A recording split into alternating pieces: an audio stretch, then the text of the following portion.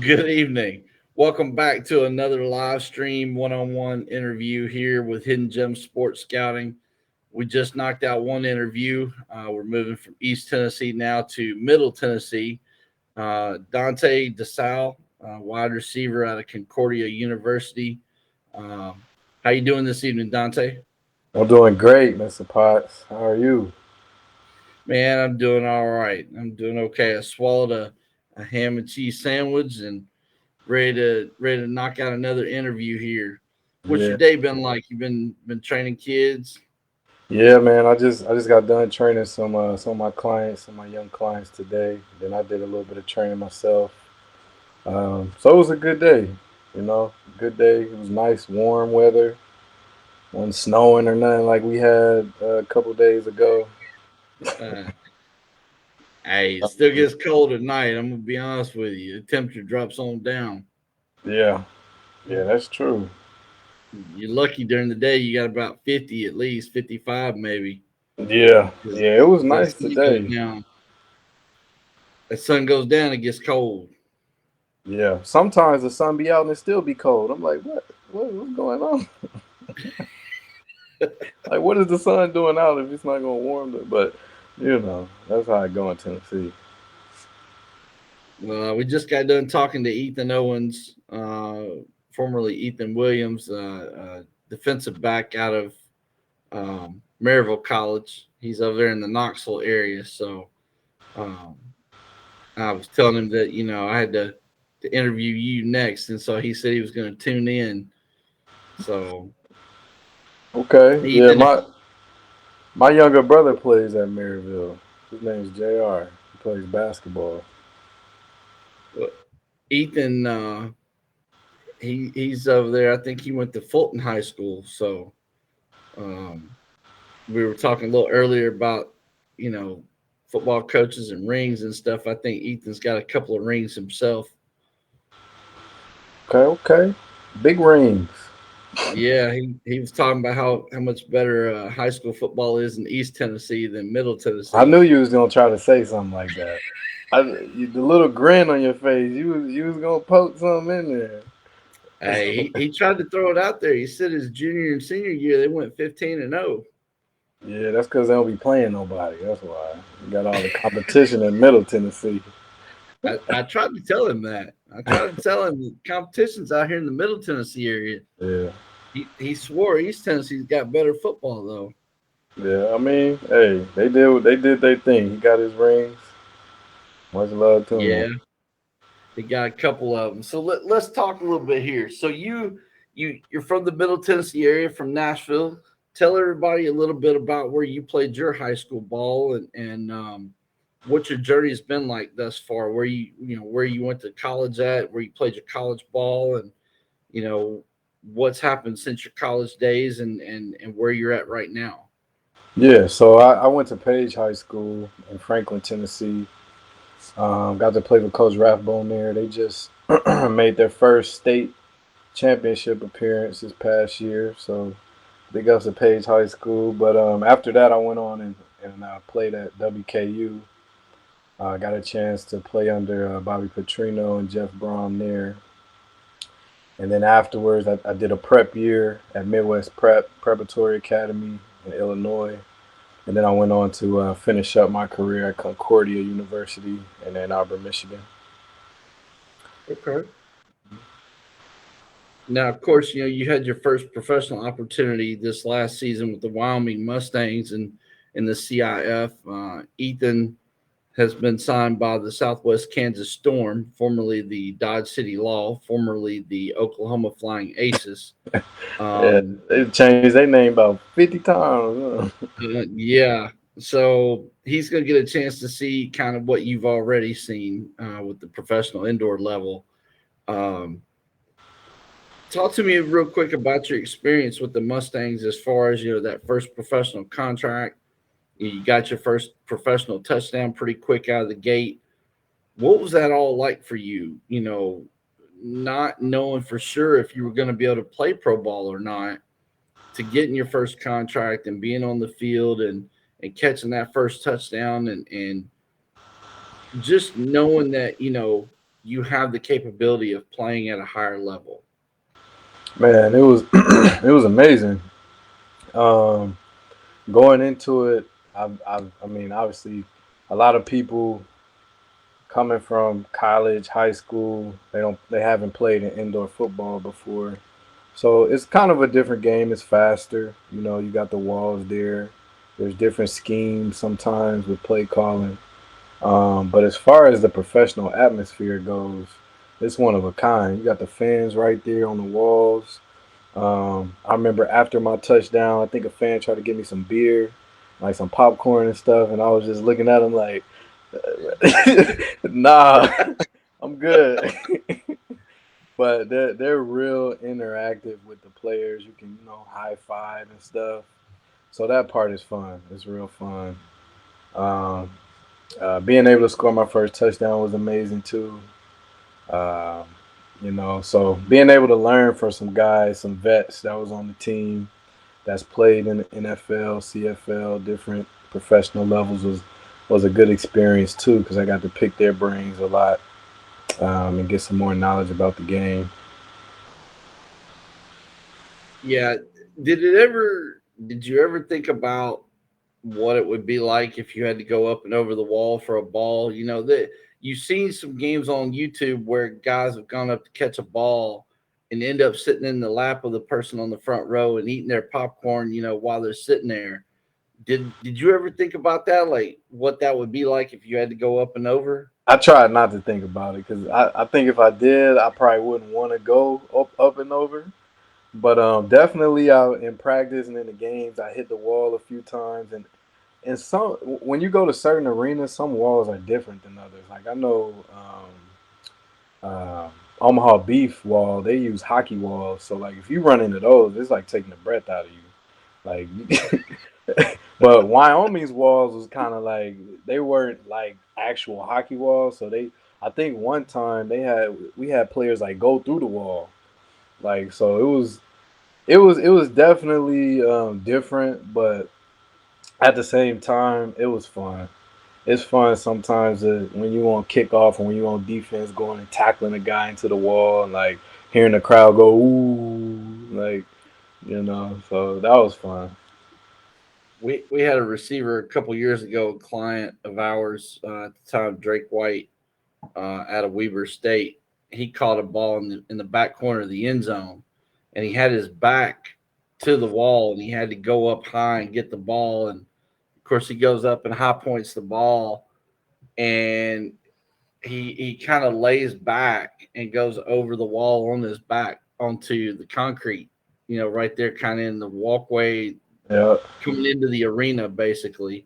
Mhm. Uh, I saw that play and I was like, man, he didn't even hesitate. Like he went right up and over and laid out and landed right on his back. And I thought, Mhm. man, that's gotta hurt. But he popped right back up. He caught the Yeah. ball and popped right back up, got right back in there. So, Yeah. It uh, don't hurt. It don't hurt when you catch it. It hurts when you drop it. yeah, Like you feel the pain when you drop the ball, but if you catch it, your adrenaline running.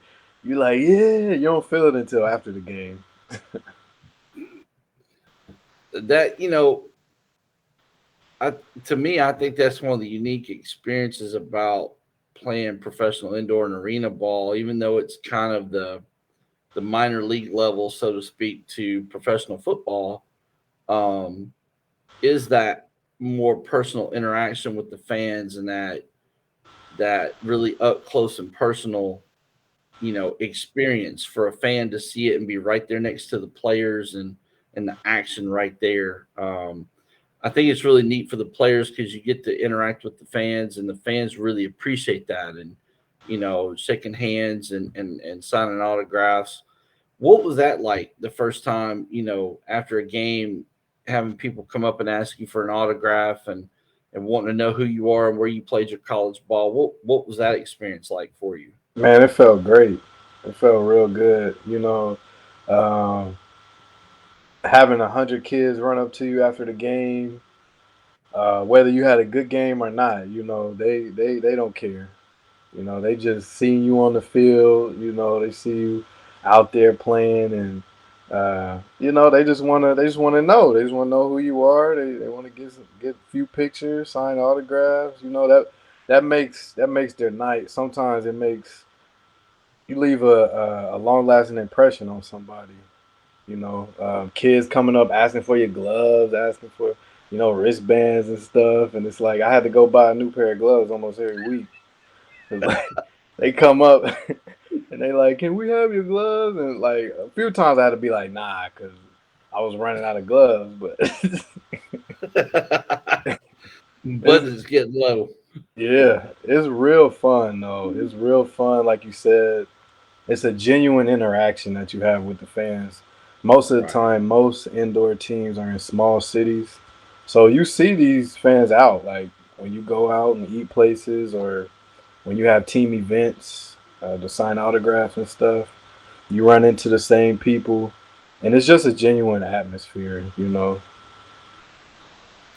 I'm sure they take a lot of pride in their team and that local kind of fan ownership that hey, that's our team. That Yep, you know I'm yep, sure that's there, and that's something you don't get once you get to the higher levels because as you get to the higher levels, it's more about money and business. It's right. not about the fan interaction and the experience so much. So, well, what's been going on with you since the season ended with Wyoming? Obviously we talked about your training athletes now, but talk to us a little bit about what's been going on other than that. What's life looking like for you these days? Yeah, man. So training myself. So like on a 5 day training regiment with the 6 day being like a recovery day. Trying to take advantage of hanging out with family and friends as much as I can because when the season comes, your time is limited. And depending on where you go, you may not be close to family or friends. So taking advantage of that time, hanging out and working. Started my own training business, as you mentioned. Getting to work and give back to the youth and to some guys that want to get better in the Nashville area. So that's been a great experience as well too. What got you into the whole training business? What made you decide, hey, I want to get into training athletes and I want to try to start my own business? And what was that like?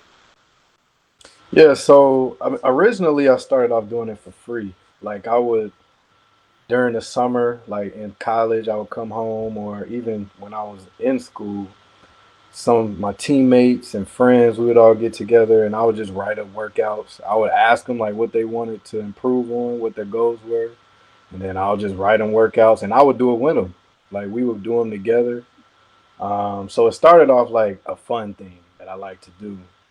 And then after this past season, I came back and people were telling me like, man, you don't need to be doing this for free no more. You need to start charging people. So I'm like, if other people are telling me that I need to start, making some money, then I guess I'll listen. But I really enjoy doing it just to see people accomplish whatever they trying to go after.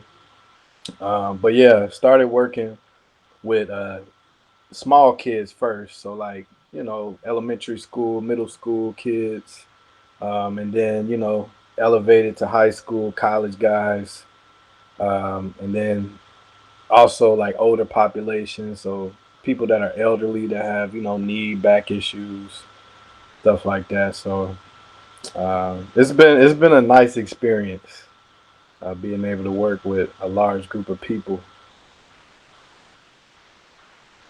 So, have you looked at like the certification route? I know a lot of guys will try to do the CSCS or the some of the other um, strength and conditioning coach type certifications. Do you have a degree in exercise science or physical education? Like, what kind of background do you have other than just the fact that you're a football player? Yeah, so I do have a degree in exercise science. I have a bachelor's degree. I do have a CSCS certification. I am a certified stretch practitioner as well. So a lot of people that I do train, they don't know that until they get consulted, and I tell them like I can stretch you, like if you need to be Wow. stretched. And a lot of times, a lot of people, their issues come from lack of mobility. Like as you get older, if you don't use it, you lose it. I know a lot of people heard of Yeah. that. So a Yeah. lot of times when one muscle or one ligament or one joint is sore or hurting, it's because something else isn't doing its job, basically. So, Okay. we consult with them, we see what's going on, and then, I write a program up for them, stretch them out, give them a workout, and get them back, feeling good. Okay. I got you. I mean, that's an amazing thing that to have that passion and desire to train and coach kids. There's some guys out there that have played indoor and arena ball after a college career that have become pretty successful at training kids. There's a friend of mine on Facebook, a guy named Balin Trujillo. Balin played at Southern Florida and played for the Orlando Predators. And, he's got Be True QB training down in Florida. And he's worked with and trained a lot of the top college QBs. He's worked with professional quarterbacks, and um, I know he's been asked to consult for an agency as far as evaluating quarterbacks for potential draft eligibility, and um, he's actually acquired sponsors and things through his private training. And he works with the youth all the way up through middle school, high school, and on up. And I know a while back, I saw where he got a sponsorship with the Body Armor drink. He's sponsored through them, and so it can turn into something really special. If you continue to work at it and develop and grow your knowledge base and continue to seek ways to provide athletes with a different form of development. You're always trying to do something different to develop them and give them different tools to succeed. It can become something pretty special. And I just, like I said, I mentioned Balin just because I've had a chance to kind of keep up with what he does and see the posts and people that he's worked with and interacted with and stuff. And so that's a huge thing, man. That can really take off if you continue to work at it and grow it. So and that's part of the whole community service effort too. You give it back. Training kids and giving kids the tools and the knowledge to follow your footsteps. And be a college athlete and one day be a professional athlete. So I commend you for that. I think that's an amazing thing that you're doing, honestly. Yeah, thank, Um, thank you, Mr. Potts. yeah, I really do. I think that's amazing. Um, I ventured into that some years ago and worked through the Coach Up company, and that was a pretty cool experience for me. And didn't really realize how big of a demand there was for that. But private training and training facilities and things have become a bigger part of the sports world now. For the younger kids and athletes that are coming up. Um, because of the way the coaching world is at the lower levels, a lot of times you have dads that have decided to become coaches because their son didn't get enough playing time or whatever. Not necessarily people that have played a sport at a higher level or coached it or whatever, but just dads in general. And it's kind of watered down the coaching circle. And so a lot of these kids don't get the development and that one-on-one interaction that they need with a coach to really teach them the fundamentals and techniques that they need to be successful. So a lot of people lean on private trainers, Mhm. so you can really grow that thing in a hurry if you do it right. Yep, that's true. That's definitely true. A lot of demand in a lot of places. I know when I was in Wyoming, it was a big demand. like in those small cities, especially when they come to the games and they, see you playing out there, and they come up to you and they're like, could you train us? Can is there a time where you can teach us how the fundamentals or routes or whatever? So definitely, it's a high demand everywhere. Well, like I said, Daddy Ball has taken over at the lower levels, and a lot of times those are people that, like I said, have never played the game at a higher level, never coached it at a higher level, don't have a degree that's maybe prepared them to be a coach or whatever. And so a lot of these kids are lacking the fundamentals and techniques that they need to play the game at a high level and be successful at doing so. So a lot of parents have leaned on former college and professional athletes that are turned into private trainers, Hmm. to help develop their kids and prep them to acquire, college scholarships. So, Yep. yeah, I wouldn't doubt that one bit that there's a huge demand, and you can take advantage of that. Yep. Um, and it's a very rewarding experience on top of that. When you develop a kid and he shows out on a Friday night, or he messages you or texts you or calls you and says, "Hey, college such and such called me and they want to recruit me," and those are things that are very rewarding, when you see that. And so I think that's a huge, you know, thing for you to be doing. So I would encourage you to continue to push that, and try to develop that, something to do when your playing time is not going on. Right. Yeah. Hopefully your playing time continues for, several years down the road, but that's always something great to do on the side as well. Yep. Yes, sir.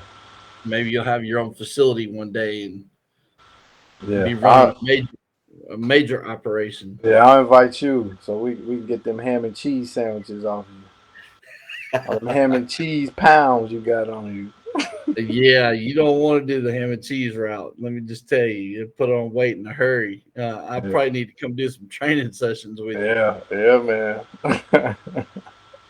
I, I'm not in the Marine Corps shape I once was. I'll say that. Yeah. I'm not back in my prime. I'll say so. I'll be hitting you up soon for some training Yeah. sessions. Come through, Mr. Potter. We can get you right, man. Hey, I need it. Believe me, I need it. I'm out of shape and got a few extra pounds on the frame that don't need to be there. So, Yeah. but hey, talk to me a little bit.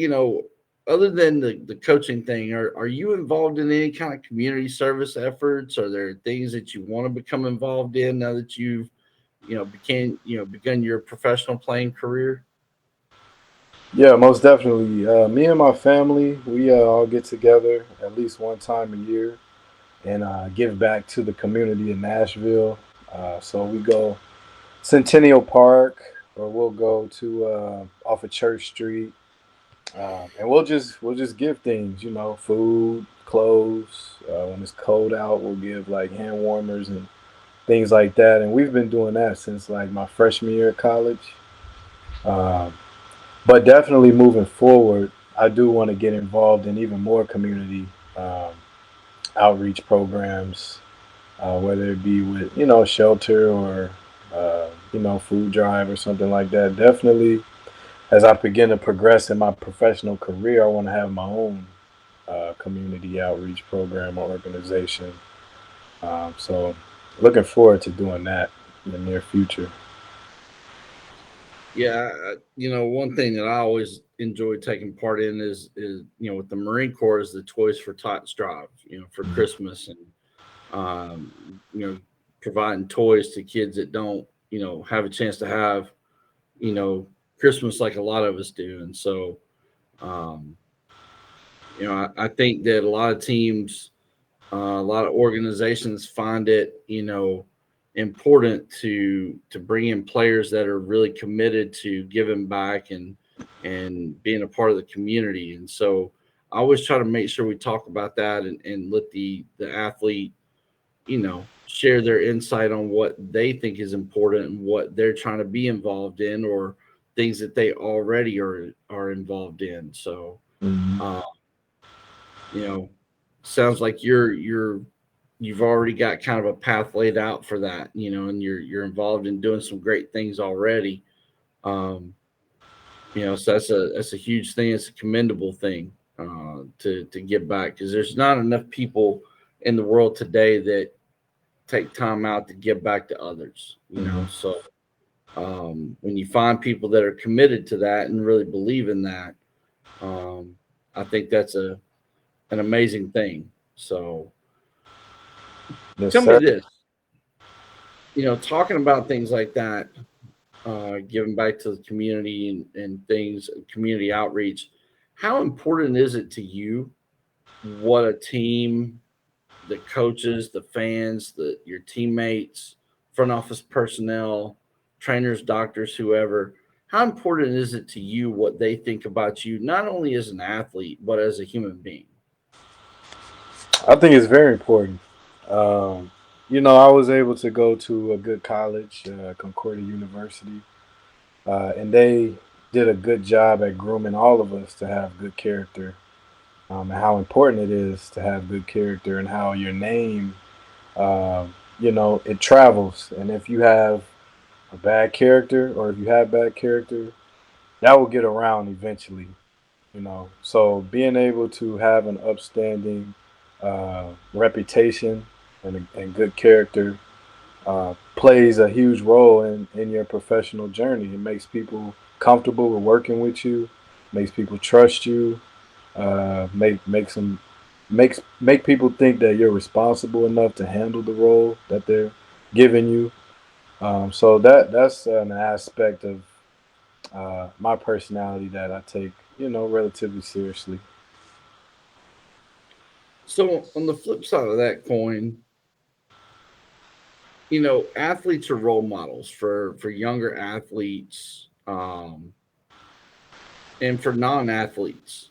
You know, how important is it to you, the type of image that you present to those younger athletes or those individuals that look up to you or look up to professional athletes in general? Yeah, again, very important.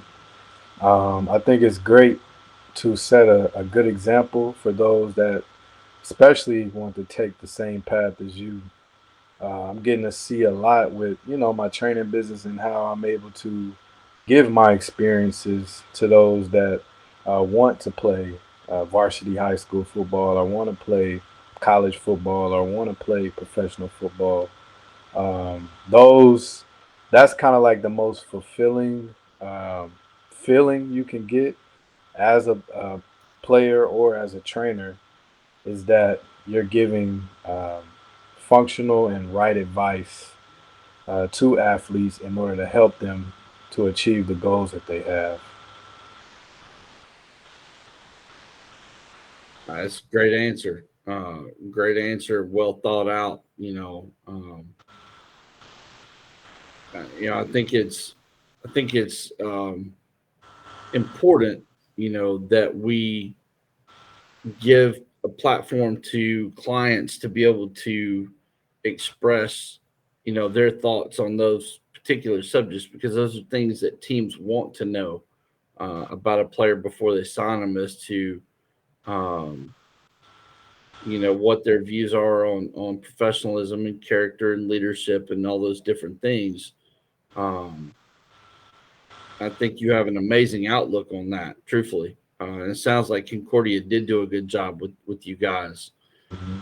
What are your goals moving forward with football and with your sports career in general? I mean, obviously, the ultimate goal is the NFL.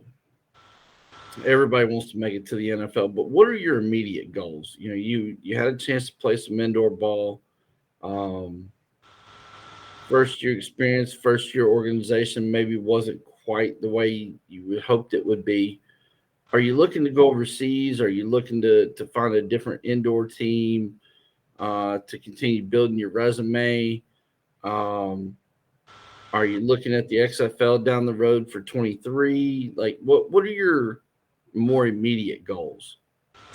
Yeah, so immediate goals is just whatever team provides me with an opportunity, I'm gonna take full advantage of it. So whether it be indoor, if it be overseas, if it be USFL, XFL, NFL, whatever.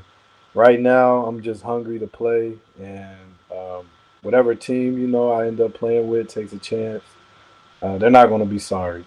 They're getting someone with high character, heart, high skill ability, hard worker, like will win, has the desire to win.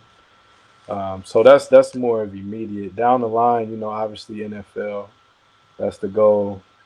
But I think uh, the experiences in between the ultimate goal is what really makes the path worth it. I know me and you had a conversation a few days ago about this journey and how it's not the easiest. Starting off, playing indoor and working your way up. It's kind of like an underdog story, you know. Mhm. But the things that you learn in between achieving your goal is like what really makes it worth it and fulfills you at the end of the day. You're right about that. I just had this talk with Ethan Owens earlier. Um, I was asking him how things are going with him, and um, kind of seen some posts where he expressed some frustration with life and different things, and we just got to talking, and I said, I told him the same thing I told you. This journey is not easy. This is not a journey for the weak or the faint. The faint at heart or the timid. There's a price, as I say it, a little catchphrase I've kind of coined. Is there's a price that has to be paid, and there's a sacrifice that has to be made to chase these kind of dreams, to reach the highest levels of your sport professionally. Um, that sacrifice is being away from home at Christmas or Thanksgiving, or um, missing out on birthdays, or the price that has to be paid is training 7 days a week versus getting 3 or 4 days off during the week and going and hanging out and doing whatever you want to do. The price that has to be paid is sticking to a specific diet and not just getting to eat whatever you want to eat when you want to eat it. There's things that has to be done, to make this journey work and to continue to progress up that ladder. And it's not easy, and guys lose patience and they get frustrated. And I've had a lot of clients that have walked away from their dreams altogether because they just didn't want to fight that battle anymore. And so, um, it's important to remember that this is a process, that, this is um, it's a marathon, not a sprint. Right. And so, you have to take it day by day. You have to be willing to just go where the process takes you and see what that leads to. Um, Everybody's path is already, you know, predetermined. The man upstairs already has a plan, and you just have to trust that plan and let it play out. And so, he and I had a chance to talk about that, and you're exactly right. So I think that being open minded and patient, and taking whatever opportunities come to you and making the best of those opportunities is the best way to look at this. You know what I mean? Yes, sir. Yes, sir. I totally agree. You know, so what are your goals after football? Talk about that. When your playing days are over, you hang the cleats up for the final time. Where do you go next? What's next on the board for Dante? Man, I'm gonna buy me $1 million boat, and I'm a cruise to the Bahamas. And I'm a cruise to no, I'm just playing. But definitely I want to continue on the path that I am on right now as far as training and teaching. Down the line, I do want to start my own holistic practice. So Right. holistic medicine paired with exercise. So having a gym, where I can train my clients and train athletes, professional athletes, college, high school, all down the line. And then also a place where people can come and get holistically assessed, and get treated for things that they may have going on, and helping people to be proactive about things, not waiting until stuff happens to try to fix it, but being proactive and doing the things that's going to help it not to happen. Okay. Hey, sounds like good goals and a plan right there.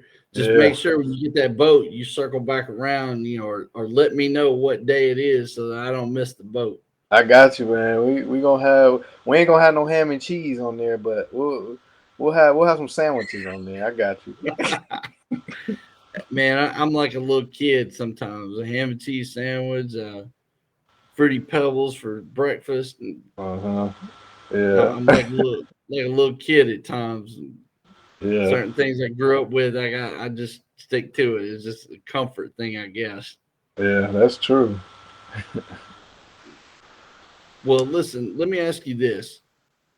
If there's any coaches or scouts or general managers or player personnel directors of a team at whatever level that might be watching this interview, what is it that you want them to know about Donte DeSalle that they don't already know, that they haven't learned through this interview or through looking at your profile and watching your film and things of that nature? What is it that you want them to know? Well, the number one thing is that I'm gonna come in and do my job, uh, at the highest level. So whatever they have for me, whatever they need me to do, I'm gonna come in. I'm gonna do it 100%. Secondly, high character, doing things the right way, playing the game the right way, doing things right off the field, not causing any trouble, things of that nature. And then lastly, I like to win. That's my whole motto. Whatever it takes to win the right way.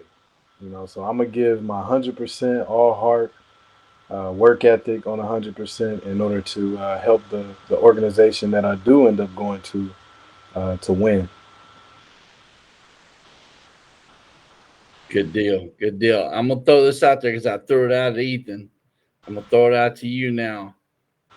Titans are in the playoffs. They got a first round bye. What's your prediction? How far do you think they go? Woo! So they got Kansas City. Who else they got?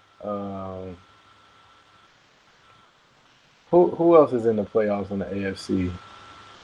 Kansas The, City. in New England, New England in the playoffs again. I think they might be a wild card. Uh, And was it Pittsburgh? yeah, we ain't worried about Pittsburgh. I think it'll come down to them and the Titans and the Chiefs. And if it does, and Derrick Henry's back, all it's wraps. It's wraps. Titans going to the Right. Super Bowl. They got Okay. AJ Brown. AJ Brown, he's a dog. Uh, Julio Jones, obviously, he's gonna do his thing, and then Westbrook Akinu, he's pretty good. Chester Rogers is good. Yep. Then Derrick Henry and even Foreman, he's been playing well too. Defense has been playing good, so I think they got a chance to make it to the Super Bowl. Ethan mentioned was it Byard? Yeah, I believe Kevin it is. Byard. Yeah, Yeah, Kevin Byard. He's an MTSU guy. yeah, So he mentioned him. And then Ethan was talking about I can't remember the first name and last name McKenzie. He played with McKenzie that's on the Titans team right now. And of course, I had to ask him. McKenzie's a receiver and he's a DB, so I had to ask the question. Did he lock him up or did he get beat? And he swears that he locked him up. So, Okay. Yeah, that's what he's supposed to say. That's what he's supposed to say, especially in an interview. last question for you. This is kind of a fun question. So, we got a client from Middle Tennessee who's a receiver. We got a DB from East Tennessee who's a client. Here you go. Here you Here, go. I already who, know what who, you finna do. Who wins the 1-on-1? Man, I ain't listen, I ain't trying to say nothing, but I ain't losing. I'm gonna tell you that right now. I ain't losing. So, Well, but I'm Ethan, you sure, I'm heard that. sure, I'm sure, I'm sure Ethan has a lot of talent, especially since you guys got to link up. I know Maryville, has a pretty good program. So good for Yeah, him. I like to have fun sometimes with these interviews, and two Tennessee guys, Yeah, he's he he's should a come. He should come down to Middle Tennessee and train with me. hey, Ethan, if you're watching, if you're listening to this, hit Dante up, man. Yeah, Come down here and get some work in. You two put some work in together. I want to know who wins the 1-on-1s. I'm gonna have to come watch and witness it. yeah. Come on, you just 25 minutes away. Bring your ham and cheese and your chips. You ain't gonna let me live it down about the Come, ham and come, cheese come watch the sandwich, are you? show. Hey, sometimes on a budget, man, you gotta do what you gotta do. Ham and cheese Yeah, sandwiches get you through the day. yeah, that's true. It's either that or eat a bunch of junk, pizzas and all Yeah, that other crap. So I'd and rather honey eat a ham and buns cheese and sandwich. stuff. Yeah, Hey, eat my ham and cheese, but look, drinking my got some water. water. Got So it some water. balances it out. It balances it out since you got the water in That's there. it. Well, I'm on the first one of four. I got to get four of those down before the night's over. So that get me Yeah, my gallon of water for the day. that's good. That's good. You running that water through your system, it helps to clear things out. Hey, in the Marine Corps, they taught us, the Navy corpsmen taught us this: if you drink a gallon of water a day for 7 days in a row, you can lose 10 pounds of water weight in a week. Wow, I didn't know that. So we always carry a gallon jug everywhere we go. Drink Okay. water. Yeah, I carry a gallon too, but it's not for the Marines though. I'll pass out whenever I get to the second, third workout of the day. Hey, if you're not busy and you're not talking, what we say is it's Yeah. hand to face all day long. Drink the water. Yes, sir. So, all right, man. Well, listen, I've taken up enough of your time. I know you're ready to crash for the day. Real quick, let everybody know how they can get a hold of you. I know you're not a social media guy. I know we're trying to bring you around to that. Yeah. Market and promote your training services. How can people get in touch with you? What social media platforms do you utilize right now? So right now, you can find me on Facebook, Donte DeSalle, my name on the screen. Also, email Donte DeSalle Elite Training, or Donte DeSalle, DeSalle, hold on, DeSalle at elitetraining.com. Okay. Okay. And then phone, you can reach out to me through phone, but we're getting the social media route together right now as far as Instagram goes. So I will have an Instagram coming soon. Uh, oh yes, sir. We gonna get you on there with the ham and cheese, ham All and right. cheese profile pic. Got you. Yeah, I'm gonna come check you out here soon. I told you I would before, and things Yeah, you didn't never came, man. We was supposed to go get didn't quite lunch line and up. stuff. It didn't line up. You got out of town before I could catch you. You were already in Wyoming doing your thing. So, Yeah. um, like I said, I will make a point. We're gonna get together here soon. Maybe I'll have to buy you dinner or something, or maybe make you a couple ham and cheese sandwiches. Nah, you can keep those. I don't need those. Well, I'll buy you Keep dinner those. then. We'll we'll Yeah. we'll catch up and have some dinner and sit down and talk for a while. But Okay, I that sounds appreciate good. everything. I appreciate you taking time out of your night. I know it's been a long day. Appreciate you stopping in and talking with us. Anybody that's watching, coaches, scouts, GMs, player personnel directors, you can also find Dante's profile. It'll be up on our website at HG Sports with an S, scouting.com. You can also find this interview on our Facebook page, HG Sports Scouting. And we will also share the link on Twitter, Instagram, and LinkedIn as well. So if you have an opportunity for a receiver, we've got a young man right here who's proven that He can play at a high level. He's a determined hard worker, very humble, um, great character, and deserves another shot to play professionally. So hit us up, DM us, email us at hg1@hgsportscouting.com, or hit Donte up on his social media platforms. Donte, again, thank you so much, man. I appreciate everything, and I'll catch up with you here probably in the next day or two, okay? All right, sounds good, Mr. Paz. Thank you. All right, man. Have a good night. Get you some rest.